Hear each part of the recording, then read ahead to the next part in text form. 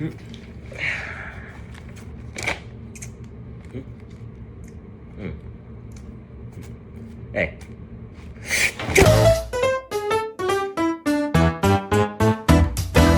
The Canterbury Tales, 20-ish stories told by 1,300 stereotypes that stand the test of time and are a basis for many of the stories that we write today. But in today's video, we're going to be focused on one of those stereotypes in particular, the merchant. Now, Mr. Wiggins' description for the merchant is a successful and shrewd businessman who is, ironically, still in debt.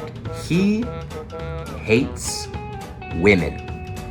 Marriage more specifically. His epilogue basically goes, kids don't get married, they'll ruin your life. They'll take everything you got and then some. It was the worst 6 months of my life. He's been through some things. It's probably a bit about marriage, if I had to make a random guess. That's about all we get about him. We don't even get a name, which is why I will be lovingly referring to him and his main character throughout this video as Walter.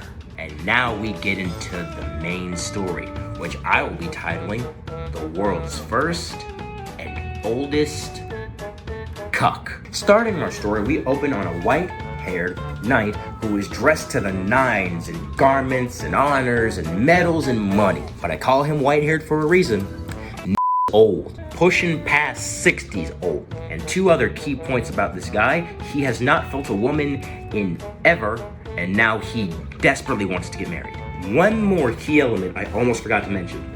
He is the simp king. Fedora, hat tip, m'lady, the full 9 yards, this guy. The crowned ruler of Simptopia. But as much as the guy goes on and on about the greatness of women, he does have a few criteria. First thing is, can't be too old. And the why is simple. Sandpaper, he doesn't want to get rug burn, so I mean shoot lower, like maybe 30s. That's a pretty good age. Not for this man. See, Walter's a pretty smart guy, and he knows a thing or two, having never been in a relationship himself. So he knows that if there is a 30-something-year-old lady who is smoking hot, she's probably already been married and either been widowed or divorced. Meaning that she's picked up a trick or two, and not just the fun kind. So because the double twisty shoulder over the back triple axle guac is not worth the potential hazards of gold digging, he needs somebody who is not only lithe and beautiful to look at, but is also simultaneously experienced in the ways, but also inexperienced with how money works. Basically, he needs someone hot and young. Very young. R. Kelly levels of young. It is also very important to Walter that this gets done as fast as possible. So the first woman he finds, he's making a wife out of her. As long as she's 20 or under. Whenever you get in a predicament as a man, fellas, you know what we have to do. We turn to the boys. And that's exactly what Walter does. First guy he talks to is a man named Placebo. And this here, he works as a professional kisser, or if you want to be more correct, and Placebo does what he does best: kiss.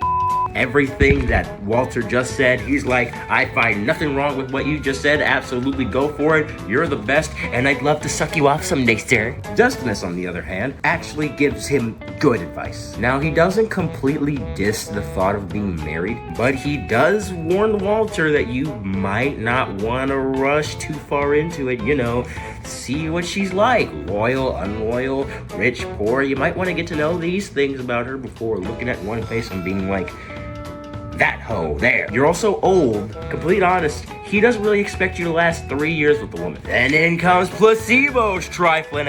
He calls Justice a complete fraud and a hater. So Walter listens to Placebo.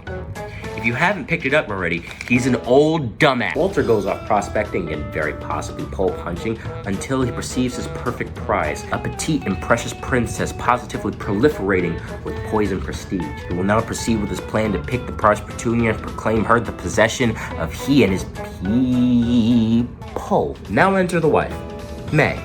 Holy shit, she's hot, or so the story says. Flash forward past 3 days of paperwork, and they're married. Now flash forward to the reception. Walter and May are there. Walter's really happy. May's really hot. I'm not even sure if she's really enjoying herself. She's just kind of there. Then after a while, Walter's like, ooh, baby, I feel sorry for you. Haven't even have to look at another man after what I'm about to do to you.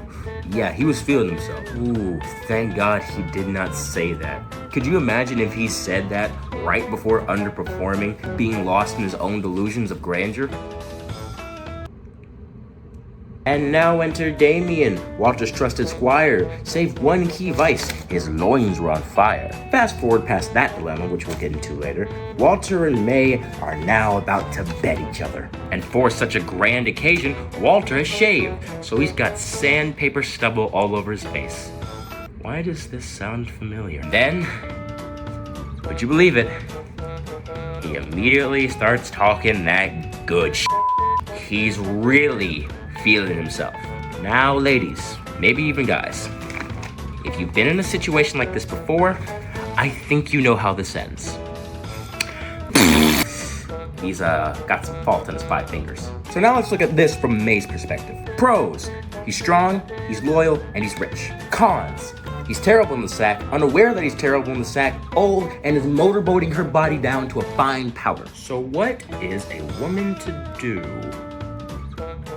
The squire might have an idea. We now turn back to Damien, who's still thirsting over this hottie with a body, so he does what any sensible man would do in this situation.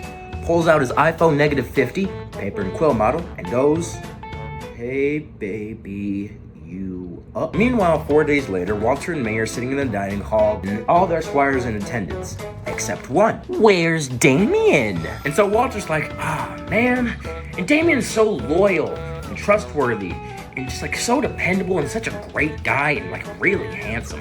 You know, May, I think you'd love him. You'd really like Damien. He's such a great person. In fact, you know what? You go and check on Damien. You go there and we'll send some other women with you. Just go check on him. Give him my regards. I completely trust you. I'll be waiting in the bedroom for you, sweetie. So May and a little entourage go in to check on Damien. And then Damien makes his move. While May, her entourage, and Damien are all talking, Damien slips her a DM on the DL from an alternate account labeled Pizza Hut. And then she sticks it in the old secret pocket. He then goes back into her room where Walter is waiting. Before he can rip off her clothes like a wild pack animal, she stops him and says, I have to use the bathroom.